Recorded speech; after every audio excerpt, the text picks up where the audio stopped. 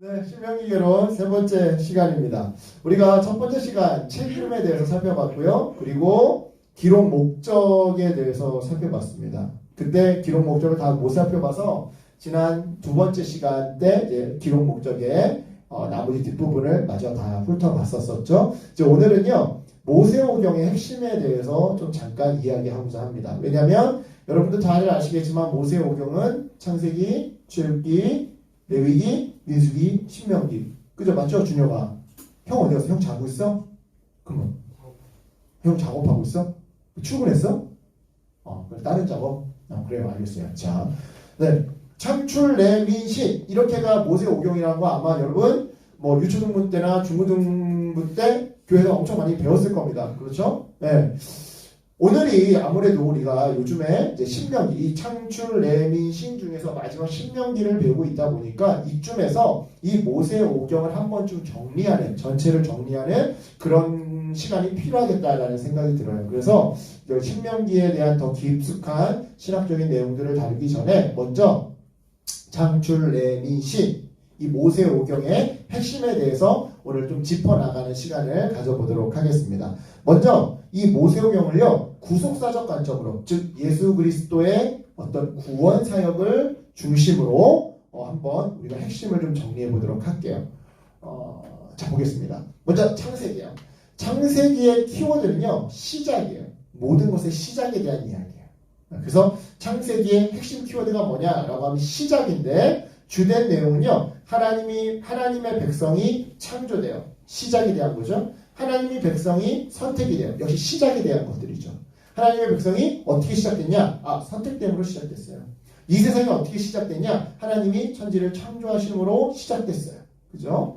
그래서 이 창세기에 있어서 가장 핵심이 되는 하나님의 명령문은요, 바로 있으라예요. 빛이 있으라.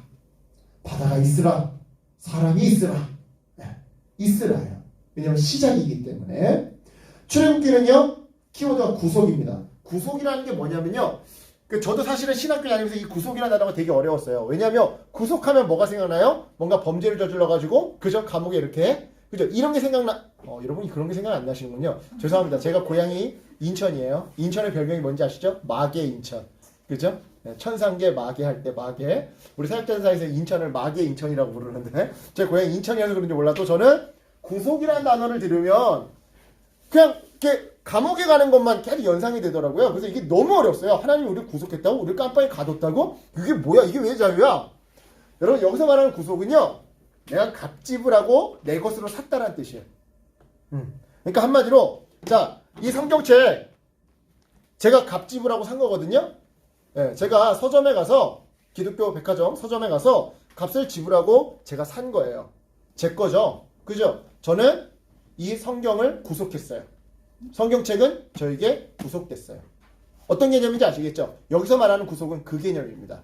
자, 하나님이 저를 구속했다라는 거예요. 어린 양, 유월절 어린 양의 피, 그 피값으로 내 것으로 삼았다라는 거예요. 원래 그때 모든 첫 번째 장자는 다 죽었어야 되는데, 유월절 어린 양의 피를 문설주와 문지방에 바른 그 집의 첫 번째 자손들은 다 살아남았다. 이거는 마치 그 어린 양의 피로 값집을 하고 내가 너희들을 산 것과 마찬가지다. 내가 너희들을 그렇게 구속했다. 이게 나중에 신약에 오면 예수 그리스도의 십자가의 피로 내가 너희를 샀다라는 개념으로 이어지는 거거든요. 그래서 구속인데요, 주된 내용은요, 뭐냐면 하나님의 백성이 구원받는 거예요. 유월절 어린 양의 피로 하나님의 백성이 구원받고, 홍해가 갈라지는 사건으로 이스라엘 백성들이 구원받는 거, 구속되는 거, 하나님의 소유가 되는 거. 그래서 여기서의 가장 주된 하나님의 명령은요, 내 백성을 출애굽하게 하라, 나가게 하라, 가게 하라. 내 백성이, 여러분 여기서 굉장히 중요한 게 뭐냐면요, 출애굽은요, 어떤 의미에서 오늘날의 현대 이 경제 사회 구조 시스템과 굉장히 비슷해요. 피라미드 구조예요. 무슨 말이냐면 가장 정점에 누가 있어요? 바로가 있어요. 바로. 파라오죠. 파라오의 이름의 뜻이 뭐예요? 라신의 아들이란 뜻이에요. 라신의 아들이란 뜻이에요. 그 사람이 가장 정점에 있어요. 그러고서는 피라미드 구조예요. 그럼 그 피라미드 맨 밑바닥에는 누가 있는 거예요? 노예가 있는 거예요. 종이 있는 거예요. 이스라엘 백성들이 있는 거예요. 마치 여러분 지금도 힌두교에 가면 브라만 계층이 있고 수드라 뭐 바이시 뭐 크사트리인가? 하여튼 바이샤 해가지고 4개가 있죠. 근데 사실은 4개가 아니에요. 5개예요. 왜요? 불가촉천민이라고 해서 맨 마지막 계층이 있어요. 여러분 인도나 네팔에 가면 이 불가촉천민들만 모여 사는 마을이 있습니다. 특히 네팔 같은 경우에는 공항에 딱 내려가지고 이제 다운타운으로 딱 차를 몰고 가다 보면 이렇게 시냇물 같은 강이라고 하기에는 좀 작은데 시냇물이하고는 좀 넓고 그런 물줄기가 하나 흘러가고요. 거기에 다리 밑에 정말 쓰러져가는 나무 판자 가지고 막 집 지었는데 바닥은 막 진흙 뻘받치고 이런 데 모여 사는 사람들이 있어요. 그게 불가촉천민들이에요. 그 사람들은 주로 무엇을 하느냐? 똥지게 일밖에 안 해요. 제가 좀 여러분한테 좀 심하게 다가가라고 이런 표현을 쓴 건데, 그러니까 화장실 청소만 하는 사람들이에요. 어디를 가다. 불가촉천민들. 얘네들은 계층에 들어가지도 않아요. 그 브라만 계층, 뭐 바이시아, 뭐 수드라, 뭐 크샤트리아 이 계층에 들어가지도 않는 맨 마지막 밑바닥층이거든요. 출애굽, 그러니까 애굽이 이런 시스템이에요. 가장 정점에 파라오가 있고 그 밑에 제사장 그룹들, 그 밑에 관료들, 그 밑에 지방관들, 귀족들, 그리고 맨 밑에 아예 개수도 되지 않는 누가 있는 거예요? 이스라엘 노예들이 있는 거예요. 이 노예들은 쉼이 없어요. 쉬지 못하게 해요. 계속해서 일해야 돼요. 왜요? 국고성, 라암셋에 최대한 많이 일을 해서 그 노동력으로 인해서 뭐를 뽑아야 돼요? 곡식을 뽑아내서 라암셋 국고성에 쌓아둬야 돼요. 오늘날하고 똑같아요. 제가 아르바이트 이야기 한 적 있었죠? 제 아르바이트 이야기. 그죠? 제가 안 해본 아르바이트가 거의 없는데 택배 상차. 와 정말 욕이 나오더라. 내 영혼의 그 깊은 곳에서 맑은 욕지거리가 나오더라. 진짜. 나 그때 전도사였거든. 전도사였는데 진짜 상차 알바하면서 물을 나르는데 진짜 욕해. 끓여 먹어 이러면서 날라. 이거 분명 시골에서 할머니 할아버지들이 고구마 농사해가지고 이거 손주들 먹으라고 보내주시는 거거든. 그거 나르면서 사다 먹어 이러면서. 제가 이야기를 하는 이유가 뭐냐면요. 택배 상차 알바를 해보세요. 저는 야간 알바를 했었어요. 그러니까 밤 8시인가에 들어가서 그 다음날 아침 8시까지 하는 거예요. 24시간, 그러니까 12시간 일하고 교대거든요. 그런데 참고로 쉬는 시간도 없고 밥 먹는 시간도 없고 화장실 가는 시간도 없어요. 왜 없을까요? 컨베이너 벨트가 멈추지 않기 때문이에요. 컨베이너 벨트가 멈추지 않으면 내가 12시간을 일하는데 쉬는 시간도 없고요. 화장실 갈 시간도 없고요. 물 마실 시간도 없고요. 밥 먹을 시간도 없어요. 어떤 의미에서 상차 알바를 하는 이 친구들이 비록 고대 노예들은 임금도 못 받았지만 그거에 비하자면 얘네들은 임금은 받지만 어떻게 보면 컨베이너 벨트보다 못한 존재예요. 컨베이너 벨트가 쉬지 않으면 화장실도 못 간다니까요. 물도 못 먹는다니까요. 응. 그러니까 여러분 애굽을요 그냥 그 옛날에 이집트 정말 사람 살 곳 아니었네. 파라오 나쁜 놈이네. 나쁜 시기네. 그냥 이렇게 성경을 읽을 것이 아니라 그 성경 밑바닥 속에 깔려있는 어떤 오늘날에도 그 겉모습만 달라졌지 오늘날에도 그 원리는 유사한 그 원리를 뽑아내야 돼요. 여러분 애굽이나 오늘날이나 똑같은 게 뭐예요? 피라미드예요.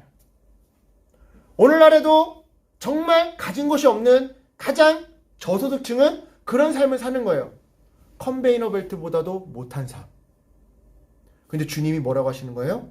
쉼 없는 너희에게 안식일, 쉼을 주겠다. 내 백성을 가게 하라. 너 내 백성 데리고 있으면서 잘 먹이고 노동을 시키지 말라라는 게 아니라 노동을 했으면 정당한 대가도 주고 쉼도 줘야지. 근데 내 백성을 쉬게 하질 않아. 파라오 너 뒤로 불러서 내 백성 가게 하라. 나는 내 백성을 일하게 하고 쉬게 하고 정당한 대가를 줄 거다. 그게 출애굽이에요. 하나님이 여러분을 구원했을 때 여러분을 이제 무슨 세계 선교라고 하는 어떤 거창한 일에 하녀 삼으려고 시녀 삼으려고 종 삼으려고 부르신 게 아니에요. 물론 그것도 있겠죠. 근데 가장 주된 목적, 하나님이 여러분을 구원하신 가장 첫 번째 목적은 뭐냐면 여러분에게 쉼을 주시기 위해서예요. 그래서 예수님이 뭐라고 했어요? 수고롭고 무거운 짐진 자들아 다 내게로 오라. 내가 너를 쉬게 하리라 하신 거 아니겠어요? 그러니까 여러분 정확하게 아세요. 하나님이 여러분을 구원하신 여러 가지 이유가 있는데 그 중에 하나 컨베이너 벨트보다는 나은 삶, 적어도 일주일에 하루는 쉴 수 있는 삶, 그래도 먹을 걱정 안 해도 되는 삶, 그 삶으로 여러분을 초청하시기 위해 여러분을 하나님의 자녀 삼으신 거다 이 말이에요. 자, 계속해서 보겠습니다. 그 다음에 레이기예요.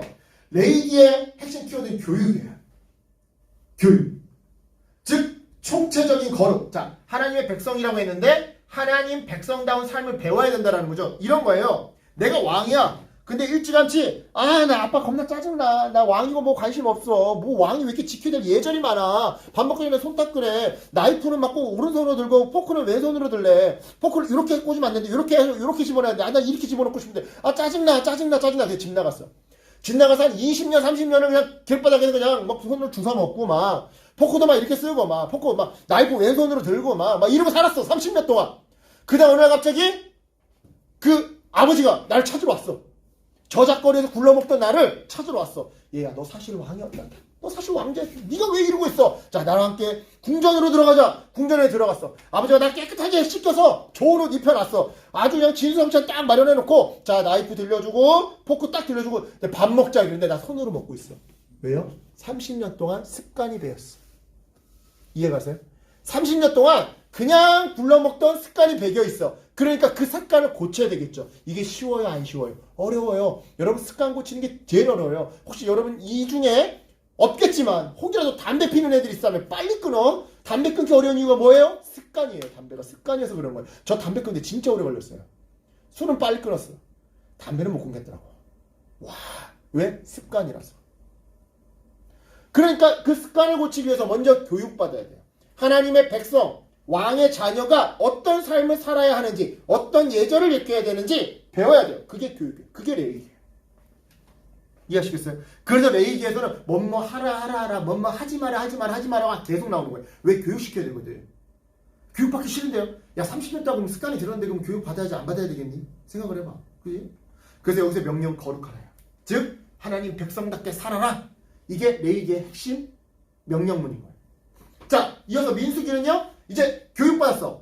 여러분 뭔지 실습해야 될 거 아니야. 그죠? 여러분 교실 안에서만 배우는 거는 지식이 아니야. 그거는 그냥 머리만 굵어지는 거야. 실제 현장에 나가서 실습을 해봐야 진짜 내끼게 되는 거거든. 모르겠습니다. 이 중에는 문과가 많은지 이과가 많은지 모르겠지만 저는 이과예요. 저는 이과여가지고 대학교를 딱 갔더니 실습 수업이 있어요. 실험 수업이 있어요. 1학점짜리. 근데 과제는 제일 많아.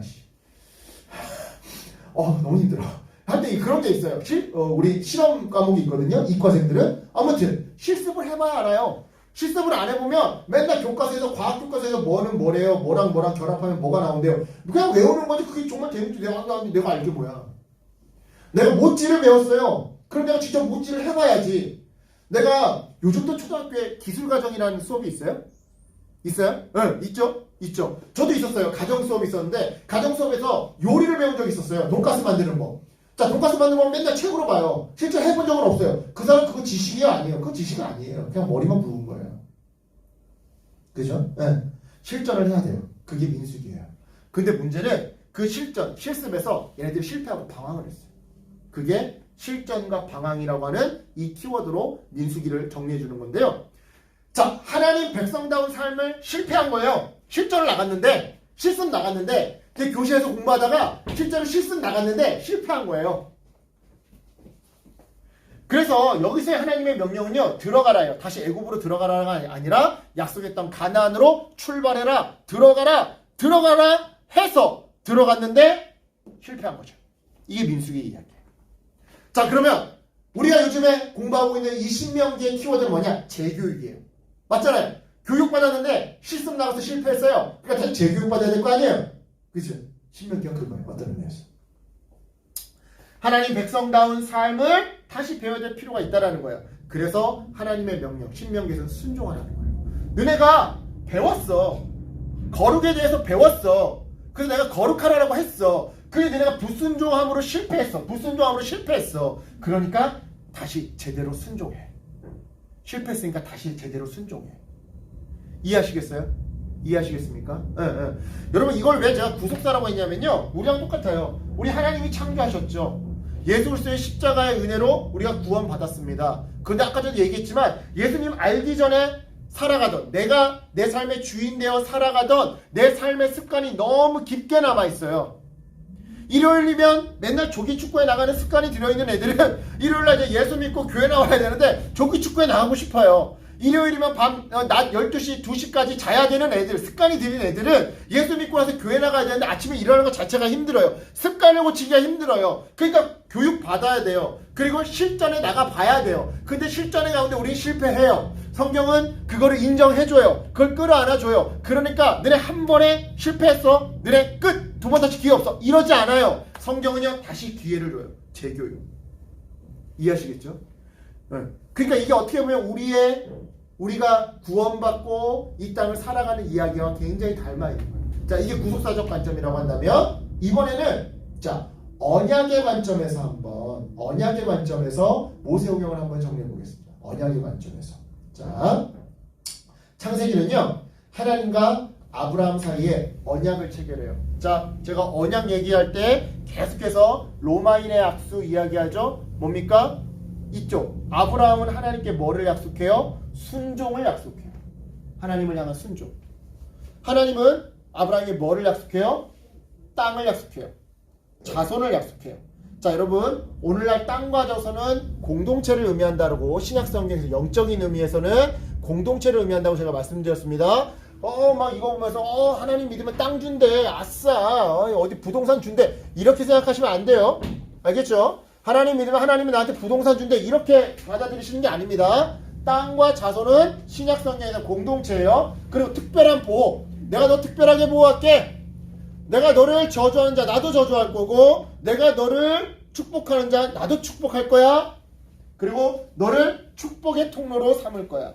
여러분 여기서 이 축복의 통로는요, 내가 갔다 하면 거기 사업이 잘 되고, 내가 갔다 하면 뒤에 손님이 쫓아오, 이런 거를 의미하는 게 아닙니다. 여러분 이것도 역시 마찬가지예요. 뭡니까? 아까 전에 땅과 자손이 뭐라고 했어요? 공동체, 사람들이라고 그랬죠? 그러다 보니까 하나님을 축복의 통로라는 얘기는 뭐냐면 나를 통해 공동체가 회복되는 걸 의미하는 거예요. 이해하시겠죠? 다시 한번, 하나님이 아브라함에게 약속을 줬어요. 내가 너를 통해 공동체가 복받게 해줄 거야. 그러니 너는 나에게 순종하려무나. 이 언약을 맺은 게 창세기라고 한다면 출애굽기는요, 이 언약의 자손이 수적인 면에서 준비되는 거예요. 이집트에서 이 자손이 기하급수적으로 늘어나요. 한 80명밖에 안 내려갔었는데 맨 처음에 애굽으로 망명한 사람들은 한 80명밖에 안 됐었는데 몇 대에 걸쳐서 기하급수적으로 폭발적으로 이 자손이 수적인 면에서 늘어나게 된 거예요. 준비가 된 거죠. 그리고 나서 레위기는요, 언약 자손이 특별한 보호를 받고 축복의 통로가 되어서 이 땅을, 이 공동체를 회복하기 위한 그 방법을 배우는 이야기예요. 그리고 민수기는요, 가나안 땅, 그죠? 땅을 회복하기 위해. 자, 그러니까 어떤 의미에서는요, 이 가나안 땅이라고 하는 것은 이 온 세상을 하나님 나라 공동체로 회복하기 위한 전초기지인데, 그 전초기지를 회복하기 위해 성막을 중심으로 가나안 땅을 향해 진격해가는 이야기라고 할 수 있어요. 그럼 마지막 신명기는 가나안 땅에 들어가기 직전 특별한 보호 속에서 축복의 통로가 되어서 그 땅을 회복하는 방법을 상황에 맞게 다시 배우는 책이에요. 상황이 달라졌어요. 자, 우리 레위기에서 배울 때는요, 지금 어느 상황에 있어요? 시내산에 있어요. 어디로 갈 거예요? 광야로 나갈 거예요. 광야라고 하는 상황을 앞두고 배움을 주는 게 레위기라고 한다면, 신명기는 얘네들 이제 어디로 들어갈 거예요? 이제 가나안 땅으로 들어갈 거예요. 거기는 토양이 달라요. 문화가 달라요. 인종이 달라요. 땅이 다르고 기후가 다르고 문화가 다르고 언어가 다른 그곳에서 어떻게 하나님 나라를 회복시켜 갈 것인지, 공동체를 회복시켜 갈 것인지 맞춤 교육, 눈높이 교육을 하는 것이 신명기다 이 말이죠. 이해하시겠죠? 자, 그러면 정리를 해볼게요. 자, 하나님은요, 나를 창조하시고 선택하시사 구원하셨어요. 마치 옹기장이가 옹기를 만들듯이 나를 창조하시고요, 예수 그리스도 십자가 그 은혜로 나를 구원해 주셨습니다. 그런데 이런 질문이 들 수 있죠. 왜 나를 창조했어요? 왜 나를 선택했어요? 죽기 전에 믿으면 되는데 왜 이렇게 일찍 믿게 하셨어요? 여러분 이런 거 궁금하지 않으세요? 궁금하지 않고 그냥 나와 있죠. 자, 이런 거 궁금해 보셔야 돼요. 여러분 잘 생각해 보세요. 안 믿는 내 친구들이 항상 하는 말이 뭐냐면, 야, 예수 믿어 천국 가? 그러면 야, 그럼 죽기 전에 믿으면 되지, 못하러 일찍 믿어. 자, 제가 여러분한테 물어볼게요. 자, 누구한테 물어볼까? 그래, 동기한테 물어봐야 돼. 동기가 앞에 손을 이렇게 들었어. 동기야, 죽기 전에 믿으면 되잖아. 왜 이렇게 빨리 믿었어? 그래요. 자, 눈으로 말했어요. 자, 눈으로 말했어요. 여러분, 제가 질문했어요. 여러분 답변할 수 있어요? 우리 윤재 답변할 수 있어요? 목사님이 왜 죽기 직전에 믿으면 되는데 왜 빨리 믿어요? 왜 지금부터 교회 다녀라고 말하면 대답의 내용이 있어요? 네. 여러분 이런 거 있으셔야 돼요. 자, 다시 한번. 하나님은 나를 선택하시고 나를 창조하시고 나를 선택하시고 나를 구원하셨어요. 왜? 왜 나를 창조했지? 그리고 기왕에 창조할 거 공유의 얼굴로 창조하시지. 왜 이런 얼굴로 170도 안 되는 키로, 그죠? 그리고 구원할 거 그냥 죽기 전에 구원해서 천국 가면 되는데 이 땅에 즐거운 게 얼마나 많은데 왜 일찌감치 구원해가지고 왜 일요일마다 교회 나오게 하신 거지? 여러분 왜 그런 걸까요? 자, 정답은요 여러 가지가 있겠지만 이 모세 오경 속에서의 정답은요 당신이 연약한 존재이기 때문에.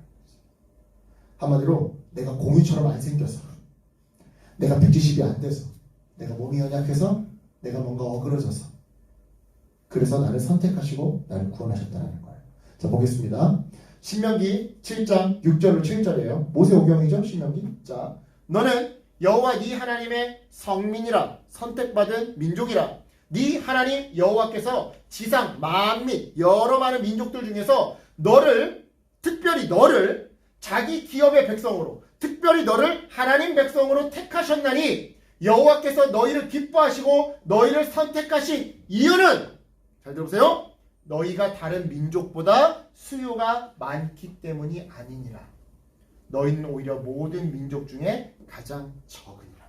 자, 하나님 이스라엘 백성을 선택하신 이유가 뭐래요? 수가 적기 때문이에요. 이거를 그때 당시 시대의 언어로 바꿔 표현하면 하나님이 이스라엘을 선택하신 이유는 뭐라는 거예요? 가장 약자이기 때문에 그렇다는 거예요. 가장 연약하기 때문에. 실제로 여러분 아브라함 생각해 보세요. 우리는 아브라함 선택받을 때 이것만 기억하고 있죠. 아브라함은 선택받을 때 어떤 상태였어요? 자녀를 못 낳는 상태였어요. 고대 근동에서 자녀를 못 낳는 여자, 자녀를 못 갖는 집의 남편은 저주받은 사람이에요. 저 여자 저주받아서 애 못 낳는 거예요. 저 남자 뭔가 죄를 많이 지어서 저기 자녀 못 낳는 거예요. 하나님이 그 수많은 사람들 중에서 하필 우상 숭배자 아브라함을 선택하신 이유는 아브라함이 자녀를 못 낳는 그때 당시 시대상으로 봤을 때는 가장 불완전하고 연약하고 저주받은 사람이었기 때문에 그런 거예요. 이 논리를 우리에게 적용해 봅시다. 하나님이 나를 선택하시고 나를 구원하신 이유는 뭐예요? 내가 연약한 존재이기 때문에 그런 거예요. 내가 뭐 가진 것이 많고 또는 뭐 내 마음이 건강하고 이런 게 아니라 내 마음 어딘가가 병들어 있고 내 삶의 현장 어딘가가 관계가 어그러져 있고 내 삶의 현장 어딘가가 힘겹고 눈물겹기 때문에 하나님이 나를 선택하시고 나를 구원하신 거다 이 말이에요. 그리고 그 연약함을 통해 어그러진 땅을, 즉 여러분들의 가정과 직장과 교회를 치유하기 위해서 여러분을 선택하신 거예요. 자, 볼게요. 고린도전서 1장 27절로 28절. 그러나 하나님께서 세상에 미련한 것들을, 나처럼 170도 안 되고 공유 얼굴도 아닌 사람을, 콩팥에 돌멩이 7개 있고 그죠? 당뇨 걸리고 이런 사람을 선택하신 이유는, 엄마 아빠 맨날 UFC 하는 그런 가정의 자녀를 선택하신 이유는 지혜 있는 자들을 부끄럽게 하려 하시고 세상의 약한 것들을 택하사 강한 것들을 부끄럽게 하려 하시며 하나님께서 세상의 천한 것들과 멸시받는 것들과 없는 것들을 택하사 있는 것들을 폐하려 하시나니. 고린도전서 말씀. 창세기 12장 2절에서 3절, 그 유명한 하나님이 아브라함을 선택하실 때 아브라함이 하셨던 말씀입니다. 내가 너로 큰 민족 공동체를 이루고 너에게 복을 주어 네 이름을 창대하게 하리니 믿음의 조상이라고 하는 타이틀을 줄 것이니 너는 복이 될지라. 즉 모든 이방 민족이 믿음으로 말미암아 구원함을 받는 그 복의 시작점이 될지라. 너를 축복하는 자에게는 내가 복을 내리고 너를 저주하는 자에게는 내가 저주하리니 땅의 모든 족속이 이 땅의 모든 사람들이 너의 이웃들이 너의 가족들이 네가 앞으로 만나게 될 사람들이 너로 말미암아 복을 얻을 것이라. 회복될 것이라. 너로 말미암아 그들이 치유될 것이라. 여러분, 연약함을 통해 땅을 치료한다에 대해서 우리가 조금만 더 생각을 해봅시다. 기독교의 구원관에 대해서 한번 이해해 봅시다. 여러분, 영지주의 관점이나 힌두교나 불교의 관점에서 구원은요, 세상으로부터의 구원이에요. 세상은 썩었어. 세상은 어차피 안 돼. 글러먹었어. 야, 우리가 아무리 노력한다고 해서 세상의 죄악이 뭐 해결되겠니? 이게 헤게모니가 해결되겠니? 해체되겠니? 진입장벽이 와해되겠니? 어차피 세상은 그냥 가진 자들의 리그야 라고 하는 이 세상, 어차피 썩었으니까 그냥 세상으로부터 우리 해탈하자.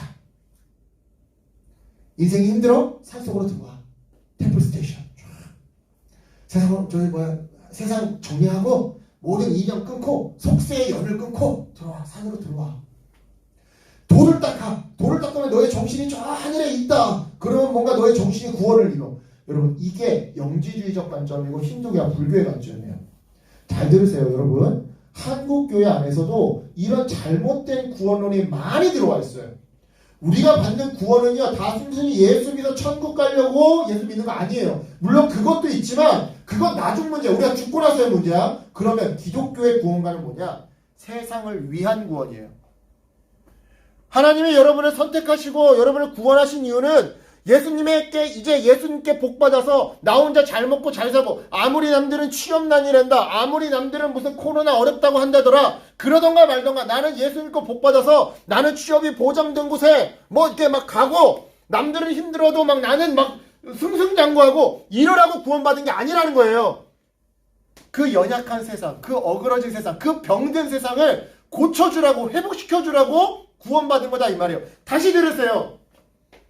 기독교의 구원은요, 세상을 위한 구원이에요. 여러분을 축복의 통로로 삼기 위해서, 연약한 여러분들의 삶을 통해서 여러분의 이웃이, 여러분이 만나는 사람들이 치료받으라고, 회복되라고 하나님이 여러분을 선택하시고 구원하신 거지, 남들이야 어떻게 되든 말든, 남들은 힘들어도 나는 승승장구한다. 이러라고 구원받은 게 아니다, 이 말이에요. 여러분, 오늘날 세상은 어떤 세상입니까? 신자유주의예요. 자, 우리 대학생들 이 단어 다 할 거예요. 우리 수능 본 친구들 신자유주의가 뭔지 다 할 거예요. 여러분, 신자유주의의 가장 핵심이 되는 철학사상이 뭡니까? 무한경쟁이에요. 맞잖아요. 무한경쟁을 철학적으로 이야기하면 뭡니까? 약함은 영원히 약함이 되고요. 강함은 영원한 강함이 되는 거예요. 경쟁사회잖아요. 경쟁사회의 의미가 뭐예요? 내가 누군가를 밟고 올라서지 않으면 내가 밟힌다 아닙니까? 그죠? 그러면 한 번 밟힌 사람은요, 약자로 낙인 찍혀서 계속 밟히는 게 경쟁사회예요. 목사님, 노력하면 되잖아요. 여러분, 그 노력이라는 것도요, 내가 있는 집에서 태어난 사람의 노력과 내가 없는 집에서 태어난 사람의 노력이 절대량이 다를 수밖에 없습니다. 절대량이 다를 수밖에 없어요. 있는 집에서 태어난 사람은 노력이라는 걸 해도, 학원을 다녀도, 4시간, 5시간 학원 다니면 되겠지만, 없는 집에서 태어난 애들은 그 학원 다닐 시간조차 없어요. 아르바이트 해야 되거든요. 노력의 양 자체가 달라요. 내가 약자로 태어나면 영원히 약자가 되는 거예요. 내가 강자로 태어나면 영원한 강자예요. 그게 신자유주의, 무한경쟁 사회예요. 피라미드 사회예요. 이런 세상이거든요. 그런데 하나님이요, 개입하세요. 약한 자를 통해서. 어떤 사람? 아까 전에 사진에서 보였던 닉 부이치치 같은 사람. 팔다리가 없는 사람과 같은 그런 사람들을 통해서 하나님이 개입하시는 거예요. 하나님이 개입하셔서 뭐라고 하시는 거예요? 약함은 약함이 아니다. 이 사람 봐라. 약함은 약함이 아니다. 내가 함께 할 때 약함은 강함이 된다. 그러니 강한 자 교만하지 말고 약한 자 움츠러들지 마. 내가 함께하면 약함이 아니야. 약함이 강함이 될 수 있어. 그러니까 하나님, 세상도 모르고 하시네요. 오늘날 세상이 어떤 세상인데요. 한 번 약하면 영원한 약자예요. 이런 말 하지 마. 내가 너희와 함께라면 너희 이겨낼 수 있어. 너네 버텨낼 수 있어. 너네도 너네의 복을 누릴 수가 있어. 라고 이야기하더라는 거예요. 그냥 이렇게 말하고 끝내면 이거는 그냥 희망 고문이야. 실제로 강한 자를 겸손하게 하는 제도와 약한 자를 용기 있게 하는 제도로 세상을 고치고 치료하시는 거예요. 여러분, 약한 자를 용기 있게 하는 제도가 뭡니까? 대표적인 예가 농어촌 전용 같은 거예요. 아까 전에 말씀드렸죠. 내가 어느 지역에 태어나느냐, 어떤 부유함을 가지고 있는 부모님 밑에 태어나느냐에 따라 노력의 양이 달라진다니까? 어쩔 출발 선상이 달라진다니까? 그러니까 다는 아니더라도 적어도 몇 명만큼은 야, 너네들도 좀 더 나은 선상에 나올 수 있게끔, 설 수 있게끔, 너네들의 자녀들만큼은 그래도 나은 선상에 설 수 있게끔 몇 명이라도 앞에 끌어줄게. 이게 농어촌제도 이런 거 아니겠습니까? 그리고 신호등. 여러분, 제가 신호등을 썼는데요. 이거는요, 제 이야기가, 제가 지금부터 하는 이야기는요, 제 이야기가 아니라요, 어느 판사의 이야기입니다. 어떤 판사님이요, 소설까지 쓰신 좀 나름 베스트셀러 판사인데요. 이분이 그런 말을 하는 거예요. 법이 존재하는 이유는, 대한민국 헌법이 존재하는 이유는요, 강자로부터 약자를 보호하기 위함이래요. 그리고 그것이 정말로 극대화되어서 나타나는 게 신호등이래요. 자, 여러분, 자동차와 사람이 싸우면 누가 이겨요?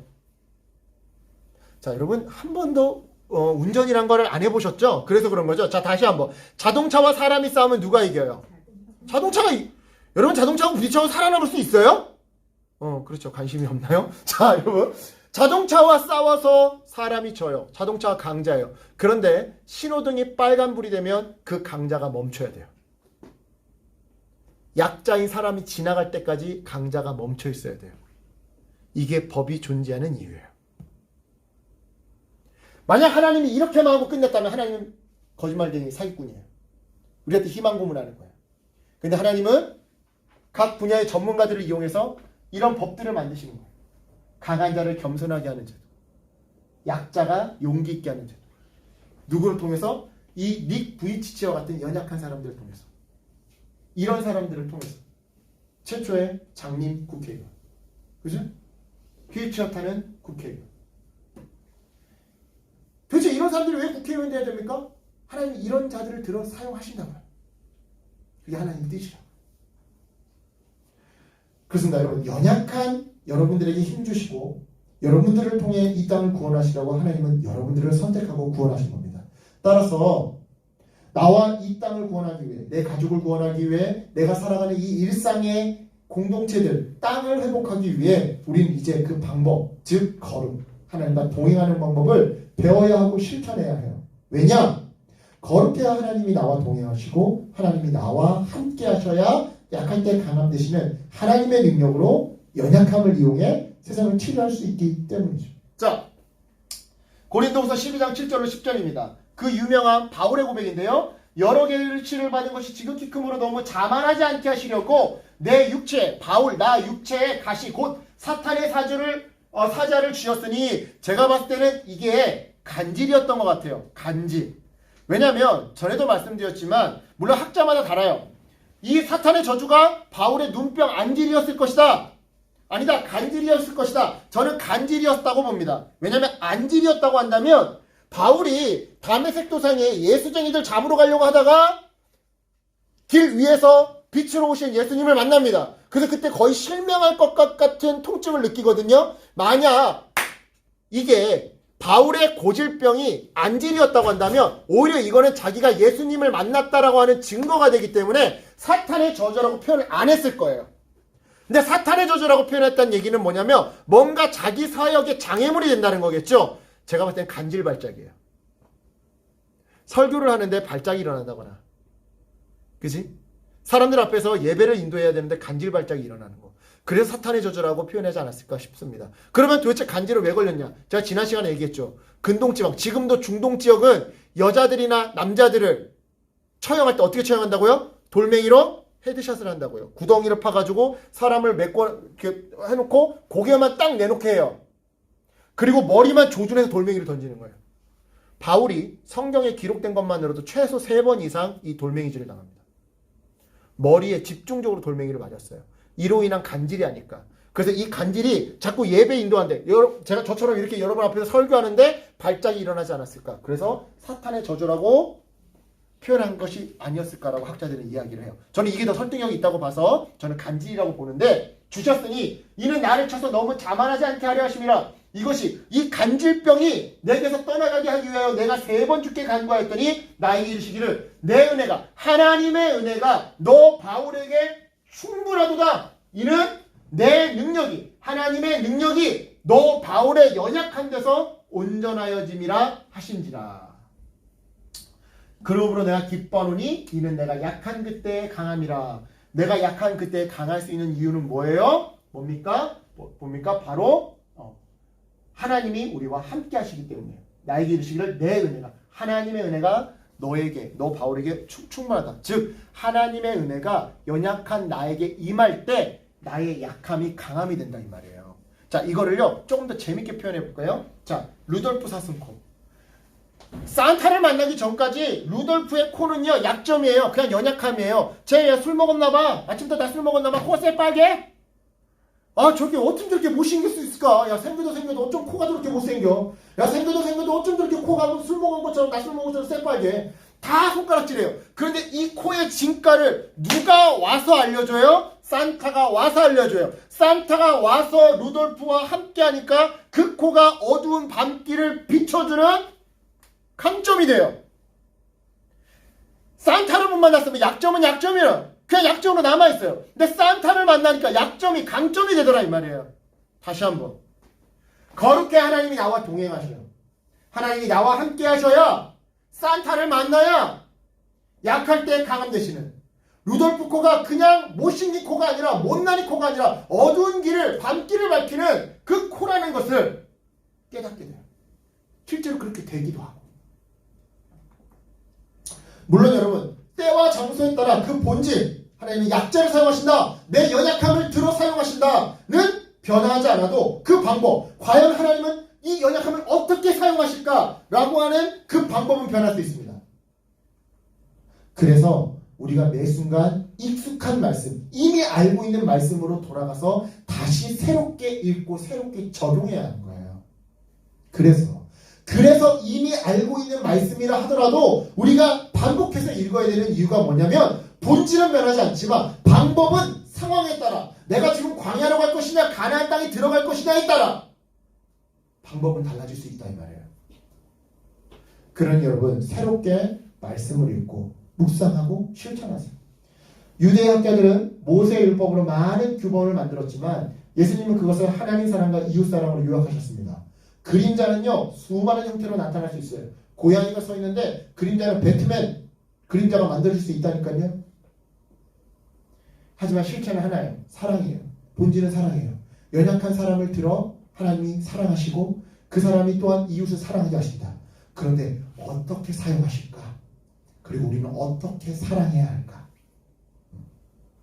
여러분, 말씀을 늘 새롭게 읽고 실천하세요. 그래야 볼품없어 보이는 내 연약한 삶을 통해, 내 연약함을 통해, 내 이 히스테리와 강박증을 통해 당신의 오늘이 어제보다 한 뼘 더 살만한 것으로 회복될 겁니다.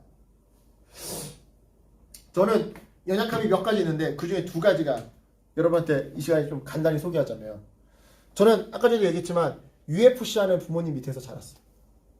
UFC 하는 부모님 밑에서. 그래서 늘 어린 시절을 소년병으로 살았어요. 부모님이 싸우잖아요. 그러면 아이가 겪는 거는요 마치 전쟁과 똑같이 겪는데요.